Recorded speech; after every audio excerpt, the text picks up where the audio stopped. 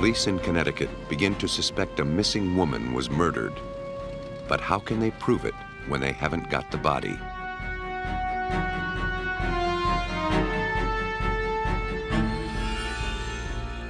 After a 14-year search, a skeleton is found in a well. Is there enough left to determine what happened?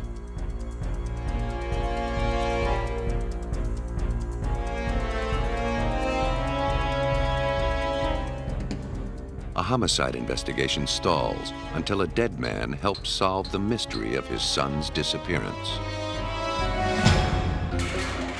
Hiding the victim used to be the key to getting away with murder, but no longer. Even without a body, forensics can tear the fabric of lies and expose the bodies of evidence.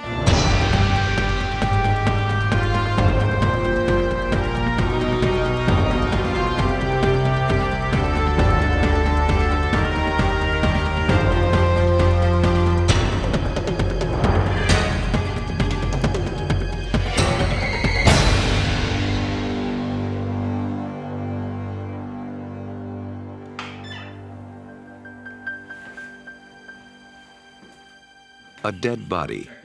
It's usually the first clue in a homicide. But without a victim, how can police catch the killer? Without a victim, how can they prove a murder occurred at all? In December 1986, Connecticut State Police were faced with just such a challenge. Hela Crafts, a 38-year-old flight attendant, had disappeared from her home in quiet Newtown, Connecticut. She left behind her husband Richard and 3 children. Her disappearance came as no surprise to Richard. Hela had recently filed for divorce after discovering he was having an affair. The Crafts' nanny, Marie Thomas, was worried. Her suspicions grew when she noticed stains on the carpet near Hela's side of the bed. She called Hela's best friend, who in turn contacted Hela's lawyer. According to State Police Detective Joseph DeStefano, Hela may have feared for her life.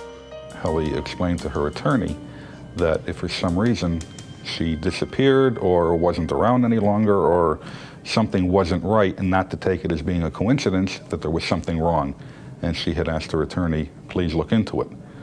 That is exactly what had happened. Hela did disappear.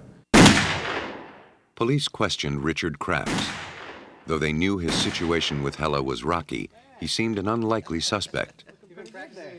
Besides his day job as a commercial airline pilot, Richard was a town constable, sworn to uphold the law. But as state investigators talked to Hela's friends, suspicions about Richard began to grow. When people were asking Richard where Hela was, he gave several different answers. At one point he said she was visiting her mother. At another point I believe he said she was visiting her sister. At another point he said he didn't know where she was. Things that weren't consistent with what a husband would say if his wife was missing. That in itself created some suspicion. Police had enough information to obtain a search warrant of Crafts' house, but not enough to charge Richard with any crime. They still didn't know if this was a criminal investigation or a wild goose chase. At this point in time, we had no answers. All we had were questions. They hoped to find some answers in the Crafts' bedroom. By the time they obtained the warrant, the room was virtually empty, apparently to get ready for new carpeting, but perhaps also to disrupt the crime scene. Meanwhile, Richard was on his way to Florida for Christmas and miles ahead of the police. Something happened here, but had the suspect erased all the evidence?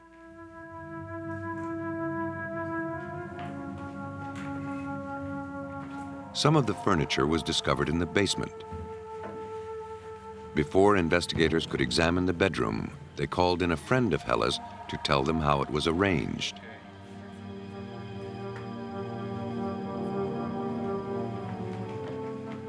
After the room was back in order, the forensics team found stains on one side of the mattress. Blood spatter expert Henry Lee was called in to interpret them. The first time when you hit somebody, usually don't produce spatter. You only can create a wound. When the blood starts deposit around the injury area, from the capillary or the vein, now you have pool of blood. The second time you hit it, then you have spatter. Lee was able to determine from the size and distance the stains spread on the mattress that the blood spattered at medium velocity. That told him a little about the weapon. We know it's some blunt object, but I cannot tell you that's a hammer, an axe, or flashlight. Could be any type of this blunt object. One thing Lee and investigators concurred on. They had found the crime scene, and it suggested bloody murder.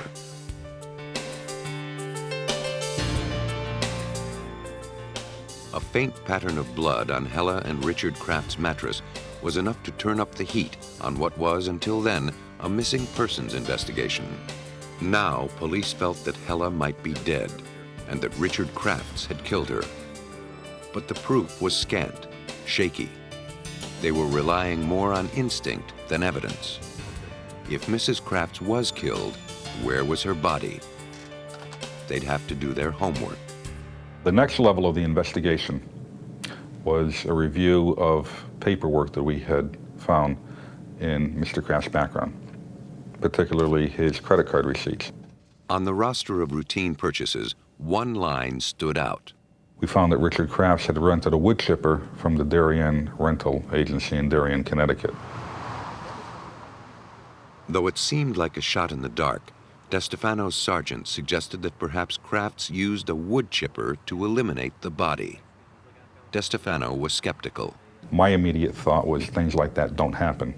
They happen on television, but they don't happen in real life. He went to Darien Rental to see if it was even possible to use a wood chipper to dispose of a body. The rental agent showed him the chipper that Richard Crafts rented on November 18th, around the same date Hela Crafts disappeared. Okay, essentially what we have then, we've got all the material being fed in through this end. Right. And it's coming in contact with the cutters on the wheel over here. Yeah, which is spinning. Now, about how thick is that wheel? About 2 inches? 2 inches, yes, sir. And that's solid steel. Yeah, it weighs about 900 pounds. 900 pounds. Those blades, one on either side. So once that wheel gets moving, nothing stops it. No, not at all. The only thing that happens is whatever hits that gets cut. Yeah, you could throw a piece of steel in there, it wouldn't make any difference. It would cut it up.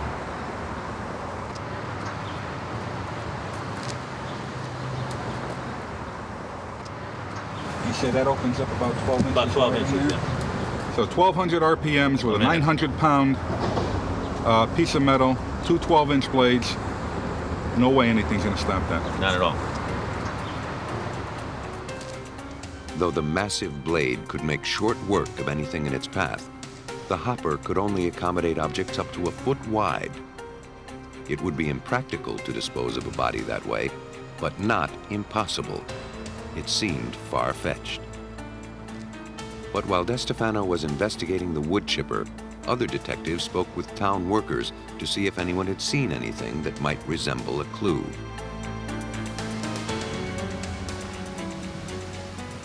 A utility worker reported he was out in the early morning of November 19th. He saw someone operating what looked to be a wood chipper on River Road, adjacent to the Housatonic River. That chance observation propelled an otherwise stalled investigation. Attention shifted to River Road. When the investigators got to that location, they did in fact find wood chips on the ground. In exploring the area all the more, they found envelopes with Hela Crafts' return address on them. At this point in time, we had the feeling that we've got something here that's totally out of the ordinary. Investigators gathered 33 bags of debris from the River Road area. The bags were sent to the police station to be poured over piece by piece. Anything that wasn't a wood chip or a leaf was set aside. At first we would find one hair, and not knowing what to do with it, we took a bottle, and we put the one hair in the bottle. We would continue on. We'd find an object that was harder than wood, but softer than stone. So we felt that we'll start another bottle for items such as these. Out of the mulch, a grisly scenario was taking shape. Based on these initial findings, a tent was set up to process evidence on site.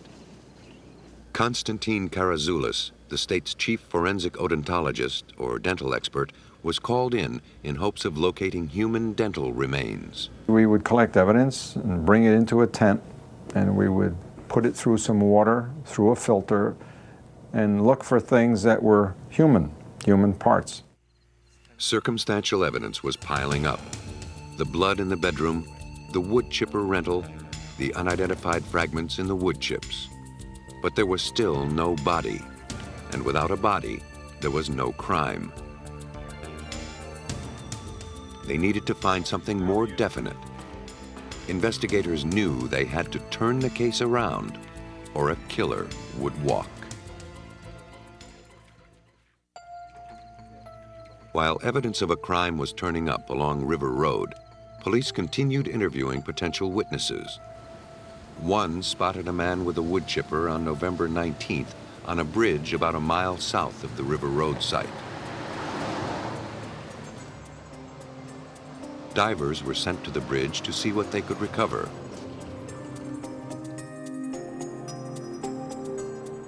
The water under a bridge is the repository of all things broken and discarded. It's a dumping ground for vandals, and a place where unwanted possessions are tossed and forgotten. Most are mundane, but sometimes the unexpected turns up. Dan Lewis was one of the divers. What we were looking for was anything that could have been used as a weapon. We were looking for any type of a container, and certainly any more body fragments. Underneath this bridge, there's many parking meters, road signs, shopping carts, the usual kind of things that you'll find discarded off of a bridge. I mean, something like a chainsaw or type of weapon will be totally out of place. When they came up with that, we immediately knew that we may have something here that pertained to that case.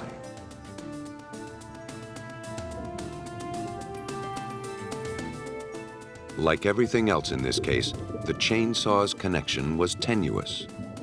The tool was sent to Dr. Lee's lab to see if a link could be made. Meanwhile, a mile north at the tent, Detective DeStefano was making a gruesome discovery of his own. I had just put some debris into the screen. I had rinsed it off, and my normal course was after I would rinse, I would go through it with my fingers just to make sure that it was totally rinsed. As I was going through, you develop a certain feel for what you're dealing with, and wood chips have a certain consistency about them. As I went through, I felt something that didn't feel like a wood chip. It felt slippery. And when I held it under the light, I found it to be the tip of a finger. The evidence of the crime was becoming ever more apparent, but it still wasn't strong enough to prove Hela's murder or to name her killer. The pieces would start to come together in Lee's lab as the chainsaw was studied. The chainsaw deposit in the river must have a reason. We initially don't know what's the significance and the linkage. But by examining the chainsaw, we found tiny fragment of hair. Under a higher power magnification, microscopic examination, we made a determination that's human. Not only human, we noticed this hair was bleached and dyed. To Lee's assistant, Elaine Pagliaro, the bleached and dyed hairs were all too familiar. Over 2,000 of them had already been recovered from the wood chips and examined.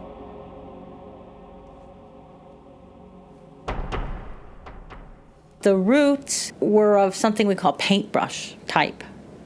This paintbrush appearance to a root is characteristically found when hair is in tissue, and then that tissue starts to putrefy. and the chemicals from the putrefaction affect the appearance of the hair root. So it ends up looking just like a paintbrush. That's important in an investigation such as the Crafts case, because it indicates that the hair was in tissue and wasn't from a beauty parlor and dumped alongside the road. The hairs were then compared to hair from the victim's hairbrush recovered from the Crafts house. They matched. The chainsaw was then taken apart.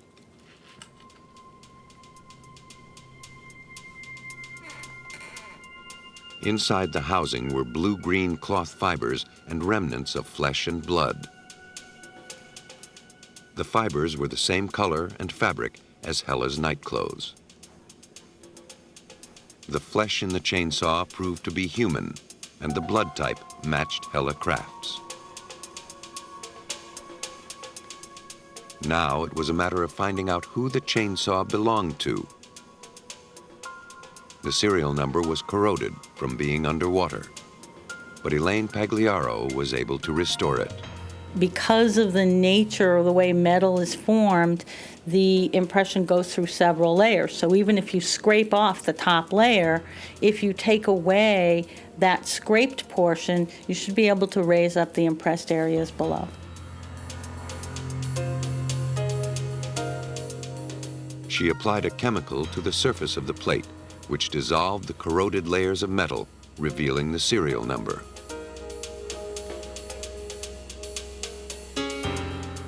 The number is E5921616. All my career, I remember that number. The serial number was traced back to the dealership. The chainsaw had been purchased by Richard Crafts.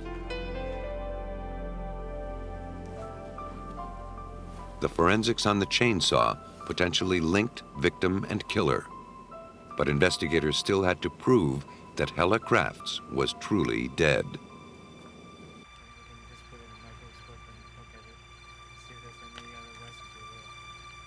After combing the banks of the River Road site for more than a week, Dr. Karazoulis found the final piece of the puzzle. And as I looked down, I noticed there was an object. And that object turned out to be a human tooth. In forensics, this is the Holy Grail. I knew I had everything that I would need to make an identification of a human being. A comparison with dental records proved the tooth belonged to Hela Crafts. But it suggested more than that. Part of the jawbone was still clinging to the tooth, and part of the root was cut off.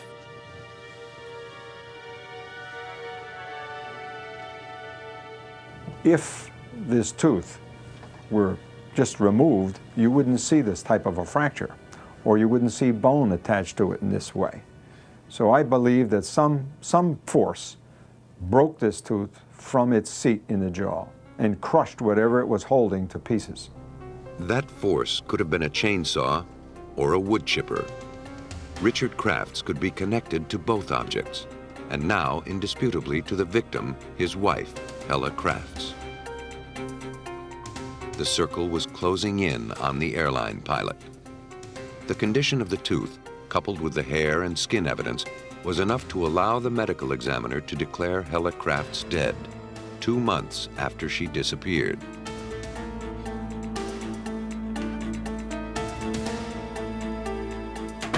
Based on the trail of evidence, police reconstructed the likely scenario of Hela Crafts' death. On the night of November 18th, Hela was preparing for bed when Richard struck her with a blunt object. He got rid of the bloody sheets, but left telltale stains on the mattress and carpet.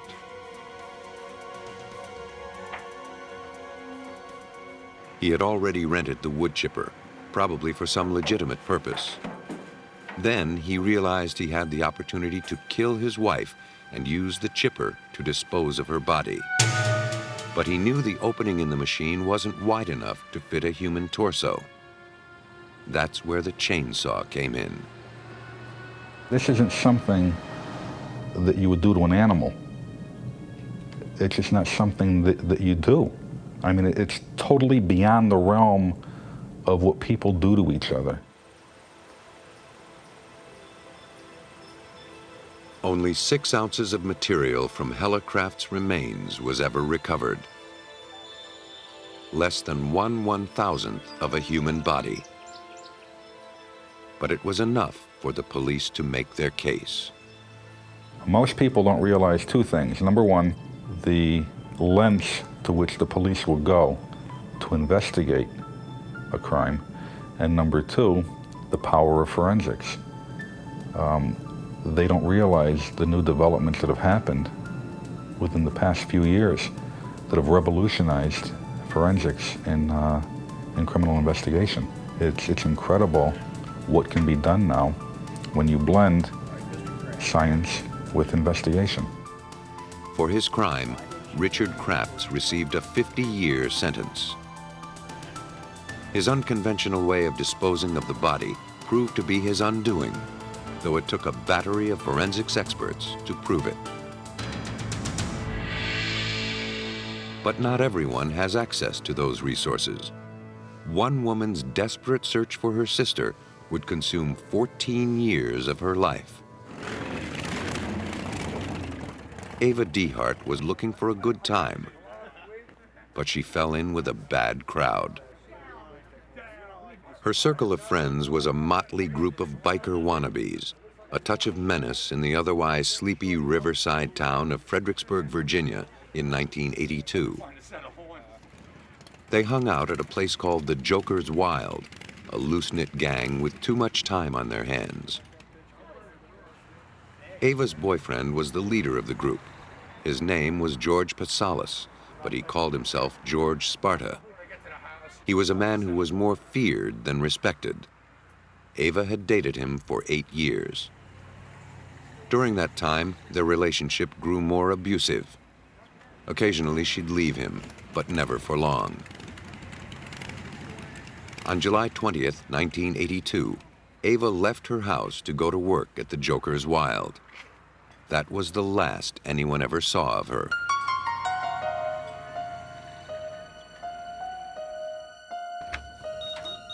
After a day had gone by with no sign of Ava, her family contacted the Stafford County Sheriff's Department. Detective Billy Bowler explains the investigation. When the investigation was first initiated, it was a missing persons report, and our sheriff at the time was chief of detectives and picked up the case. He followed through with, interviewed the family. He went to interview Patales. Patales produces a handwritten letter that was confirmed through family members that it was in her handwriting, more or less a Dear John type letter. I'm leaving, they had a spat, see you later, that kind of thing. I'm not coming back. If George knew where Ava had gone, he wasn't telling. Neither was anyone else. With no leads and no clear signs of foul play, the sheriff's investigation could go no further. I think Patales, of course, was targeted as a suspect or an individual responsible right from Jump Street, but they had no one coming forward with any information. There was no, we had no body, we had no forensic evidence, we had no Ava Dehart. And Ava's family had no consolation. Ava's sister Debbie suspected a conspiracy of silence among the gang at the Joker's Wild. She felt the police weren't taking the case seriously. She knew that if Ava was to be found, she'd have to go it alone. The attitude was a bit hard to deal with in the beginning because I would take them a rumor that I heard or someone that said something, and they would contact me again and tell me they'd followed up on it, and then we'd go through this cycle, this whole roller coaster, emotional roller coaster of going to them and giving them information and then having nothing come of it. And it was very difficult to deal with. Debbie was relentless in her pursuit of the truth. Desperate to find her little sister, she bulldogged every member of the Joker's Wild gang, pumping them for information, taking copious notes. She knew her only hope lay with the surly gang of bikers who said they were Ava's friends. But no one would talk. they were all afraid of George Patales. The weeks unfolded into years, but Debbie endured, even though she was forced to realize her sister was probably dead. My friends say that when I get resolve on an issue, that I don't let go. And I guess I'd wavered in my own heart and mind many times about what I always knew that she was dead, but I'd wavered in my own mind about what could have happened. In 1996, a news story caught Debbie's eye. A story about a woman in a footlocker. Her remains were found in Frederick, Maryland in 1982, the same year that Ava disappeared. Identification techniques weren't as sophisticated then. The body had been misidentified, and the new identification was a young girl, 22 to 26, the right height, the right weight. She was found within 4 weeks of my sister's disappearance and had been missing been in the trunk approximately for 4 to 6 weeks. And so I just really had a very emotional response to that. The search for her sister would lead her to the largest collection of anatomical remains in the United States.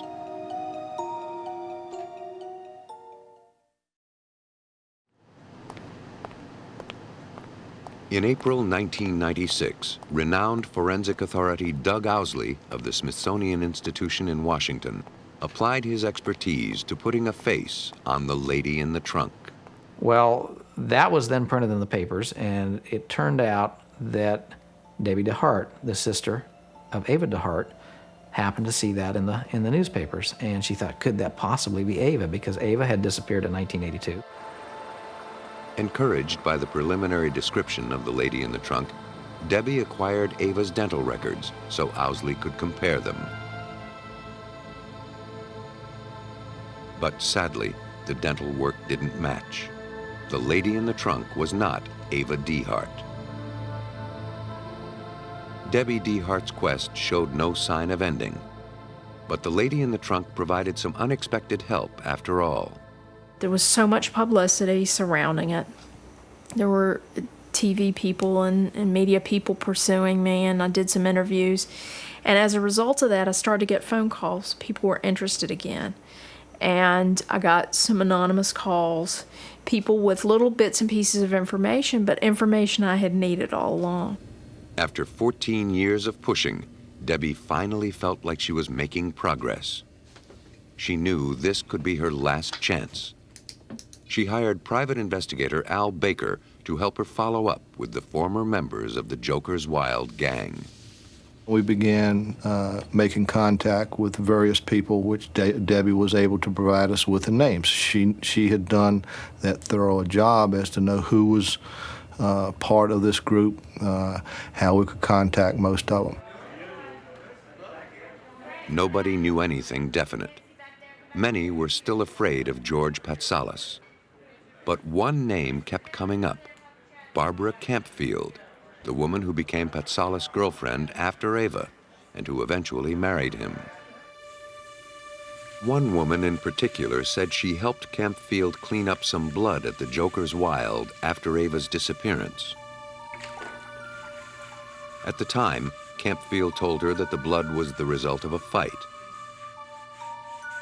It seemed that Barbara Campfield knew something. But what? Debbie had already tried speaking with her, but got nowhere. Now Baker gave it a try. I started off by introducing myself to her, providing her my card, giving her phone numbers, and calmly explaining to her that we were now in the investigation with the Dehart family and that we were not going away, that this investigation would continue, was not going to stop, and we were going to talk to everybody we could to try and find out where Ava was. Baker kept pursuing Campfield. Realizing that Baker wasn't going to let up, she was persuaded to work out a deal. She began cooperating with Detective Bowler and the Stafford County Sheriff's Department. she directed them to an abandoned home site outside of town. Campfield told Bowler that on the night Ava disappeared, George Patales asked Campfield to help him dump something heavy down a well. He told her not to ask any questions. She never dared to. The well was pointed out to us. We subsequently got a search warrant for the property, went there with the assistance of the state police and the Orange County Sheriff's Office, and called the Fairfax County Fire and Rescue folks to come help us actually in the excavation of the well. After making sure the conditions were safe, the fire and rescue workers were slowly lowered into the claustrophobic depths of the well. The hole was less than 2 feet square and 19 feet deep. Soon, the workers were hauling up buckets of soil and debris, years of accumulated leaves and dirt that concealed whatever lay below. Then bones started coming out. They were laid on the ground beside the well so an anthropologist could see what they'd found and what was missing. It was clear the bones were human and female. We found pretty much probably the best part of her whole skeleton in various pieces and forms as we brought those out. Really, they came out in 5-gallon bucket fulls at a time out of the well. It seemed the mystery of Ava's disappearance had been solved. But were these truly her remains? A comparison of the jaw with Ava's dental records confirmed the terrible yet reassuring truth. Debbie Dehart's sister had been found. Well, it's certainly better for us to have found her than to have never found her. I don't think we realized how deep the wound was or how it would never heal if we hadn't found her. For the Deharts, and in the name of justice, Owsley was entrusted with determining how Ava had died. My role is to state what the facts are. And to do that, what you have to do is pay very careful attention to the skeleton, to the bones. And if you know how to read the bones, they just are, it's phenomenal what they can tell you. This particular skeleton of Ava Dehart, it tells you exactly what happened to her, and it also provides all of the clues that helped with the determination of her identification. Owsley studied every inch, scrutinized every fracture to try to determine the cause of death. Was she murdered elsewhere, then dumped in the well? Was she killed by the 19-foot drop? Or was she still alive, trapped, and left to die? The injuries caused by the fall were restricted to the lower half of her body. Fractures in the foot, the lower leg bones, the thigh bones, and the pelvis are the result of being dropped in the well. When she was dropped in the well, her feet hit the bottom, and that caused breakage of some of the bone. As the force goes up the shin bone, then it causes jamming at the knee joint. And in relation to this, then when you look at the distal end of the femur, these fit together like this, the force compresses into the distal end of the femur, and it causes this compression fracturing right here. From the condition of her remains, Owsley determined that Ava was probably dead before she was thrown into the well. This blow to the midface, where it actually broke 4 bones. It broke part of the right maxilla, the left maxilla, and both nasal bones. It just sheared the nasal bones off. And that's telling you that it's coming from her right to left, but it's also going up because there's a slight oblique angle here in the nasal bones. There's no sign of a tool or any being hit with a specific type of weapon. This is something that apparently was done with a fist. There was not a part of the skeleton that didn't have some type of injury. It was savage. That's the only way that you can classify it, because I think even the blow to the face would knock most people out. He was simply out to kill the girl. George Patales, now living in Florida, was charged with the murder of Ava Dehart. At the trial, Owsley presented Ava's remains to the jury. Through his forensic interpretation, she was able to testify against her killer. I think that Doug felt that the dramatic way that she died, that she would speak to the jury, that it would be Ava telling the jury look what happened to me. And I believe the Commonwealth's attorney used those exact words. Look what happened to me. On October 8, 1997, George Patales was sentenced to life in prison for his crimes. The case against Patales was solved through forensics, detective work, and second-hand accounts. But suppose a crime had no witnesses, no crime scene, and no trace of a body. In April 1992, a 13-year-old Chevette was towed into an impoundment lot in Louisville, Kentucky. There, it joined the ranks of other abandoned vehicles, awaiting their date with the crusher. At the time, no one knew it, but this car held a terrible secret.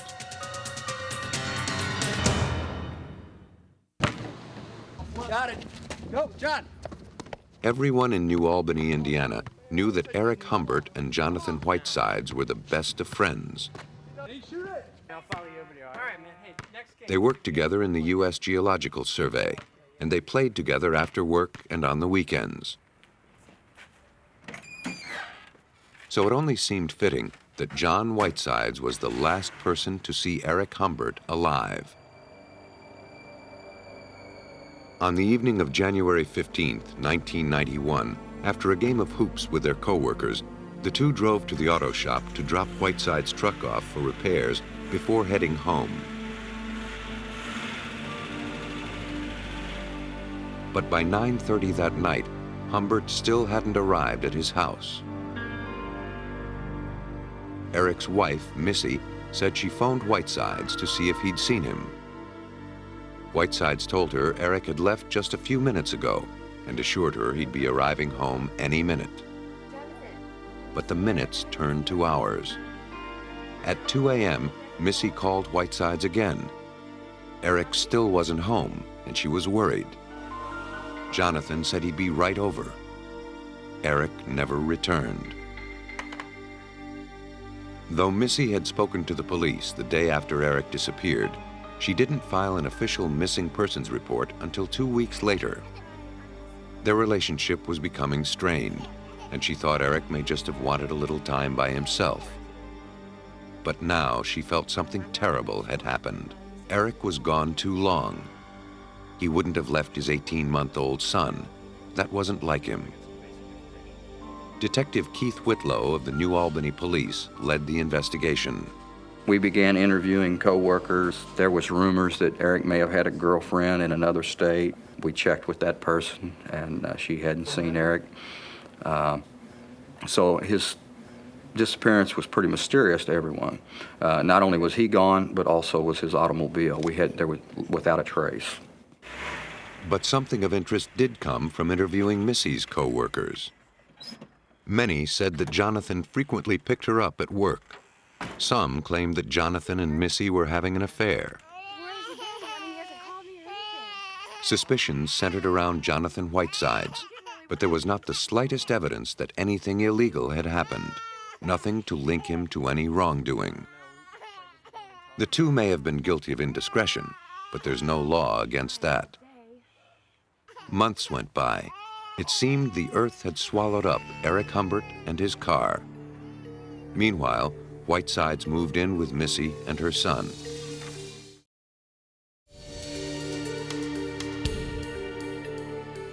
Then, in April, 4 months after Eric was reported missing, a white Chevette turned up in a state impoundment lot in Louisville, Kentucky.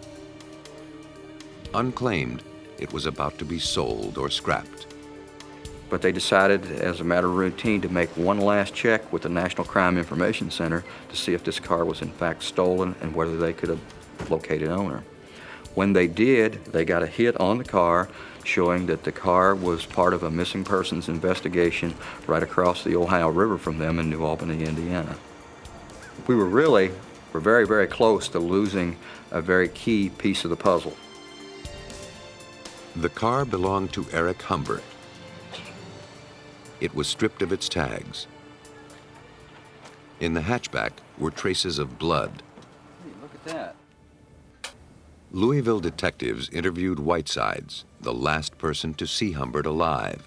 Do you know who killed Eric Humbert? No. He consented to a polygraph exam. Do you know where Eric Humbert is? No. He failed. Did you kill Eric Humbert? No. When confronted with the results, Whitesides admitted he knew more than he let on. He told police that after the basketball game on the night Eric disappeared, the two men drove to the auto shop to drop off Whitesides' truck. Afterward, they drove to Whitesides' house to work on another car. From there, Whitesides' story took a bizarre twist. He says that suddenly Eric went into a rage and accused him of having an affair with his wife and produced a knife, and that an altercation, a physical altercation between the two men developed there in the garage. During the scuffle, Jonathan claimed that Eric was accidentally stabbed in the throat, a wound which, according to Jonathan, proved to be fatal. Jonathan panicked. He thought nobody would believe the freak accident. He loaded the body into the back of the Chevette, drove several miles to a remote spot on the Ohio River, and dumped it in. He couldn't recall exactly where he unloaded it. The police were skeptical of Whitesides' tale. After his statement, he was arrested while they checked out his story. It just didn't pan out. It just didn't seem logical. We even had officers simulate the combat that he had described, and we found it very difficult to believe that it happened the way that he said that it did. Unless the body turned up, the only physical evidence to prove or refute Whitesides' story was the blood-stained Chevette. The stains in the hatchback were consistent with the wounded body being stashed there. But one feature stood out. The trunk liner contained an unusual pattern, 5 lines of blood shaped like a chevron. Some blood-soaked object had been pressed against the liner, causing the marks. They were parallel, so they couldn't be impressions of fingers. The stain was notable, but meaningless, at least so far. Under the hood, investigators found a large spatter of blood. In it was a bright green fiber. No one could explain how it got there or what it meant. Inside the engine compartment appeared what looked like human tissue. It was sent off for analysis. Forensics expert Rod Englert was brought in to study the blood evidence. He found the fine mist of blood on the distributor cap wasn't consistent with a knife wound. He demonstrates. What I'm going to do is take some blood here, and let's say that the end of this eyedropper is the end of a knife. And let's say that it has gone into my neck and I draw it back to maybe stab again, or I just pull it out very quickly. What it will cause is what's called cast off, and cast off is the resultant pattern that you see there. Now if you put these two together, as we have here, there's an enormous amount of difference between those two patterns. A knife wound creates a cast-off that comes from one direction. But what Englert saw on the distributor cap was multi-directional. And that only comes about through gunshot. To Englert, the cloudy mist of blood clearly showed that Whitesides was lying. That's the origin of that blood. In Indiana, the pattern of bloodstains in Eric Humbert's Chevette raised doubts that he was stabbed in the throat. More doubts were raised at the forensics lab in Oregon, where the tissue sample collected from the engine was studied by Ray Grimsbo. Microscopic analysis revealed the tissue was human, but it wasn't from anyone's neck. The arrangement of the cells, how the cells stained, told us that it was brain tissue. It was not from the skin or exfoliated tissue from some other area. This was neural tissue. We had to figure out then, how does it get out of a neck wound? And logically, it couldn't happen that way. A closer examination of the car revealed a single bullet hole concealed at the base of the windshield wiper. 2 small fragments were recovered and sent to Grimsbo. He confirmed they were fragments of a bullet and its copper jacket. But most intriguing was the single tiny green fiber clinging to the bullet. He didn't know what to make of it. One thing was certain. The car was the scene of a shooting, not a stabbing. Whiteside's story wasn't washing. Seeking the truth, investigators went to the garage at the house where Jonathan Whitesides was living. The garage where he said his friend had accidentally stabbed himself to death. The crime scene was now 4 months old. Would anything be left? At first sight, the garage looked clean. But soon, a 9mm cartridge was found. Days later, a 9mm handgun was retrieved from Whiteside's work van. It seemed Eric Humbert had been shot. The brain tissue and the trajectory of the bullet indicated he was shot in the head. But something was missing. Something didn't seem right. Well, we don't have a lot of blood spatter. Normally when someone gets shot in the head, we have blood and gore everywhere. In this situation, we had very little. So when we were able to identify that tissue, then as coming from brain, basically, the spatter, the bullet fragment, all tended to fit together. This person probably was shot through the head. And the question became, how'd that happen without getting it everywhere? Well, the small green fiber. I think that's when the little light went on in my head that we have green fiber on this bullet. Bingo, that's why we don't have the blood. He had a cap on. The weave pattern of the bloodied watch cap could also have made the chevron-shaped marks in the hatchback. The evidence so far was compelling and consistent, but was it enough to convince a jury the victim was truly Eric Humbert? All attempts to find a body met with failure. Our body turned out to be a small piece of brain matter and some blood splatters. The forensics team performed a DNA test on the blood. Problem was, they had nothing to compare it to. To go forward, they'd have to work backward.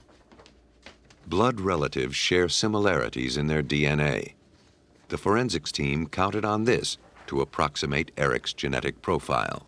To identify Eric Humbert required just a paternity test, basically. We did a family history. We had his mother, his 2 living siblings, and his son and his wife. And so we typed them with DNA, and we took the unknown blood and the tissue from the scene, typed it.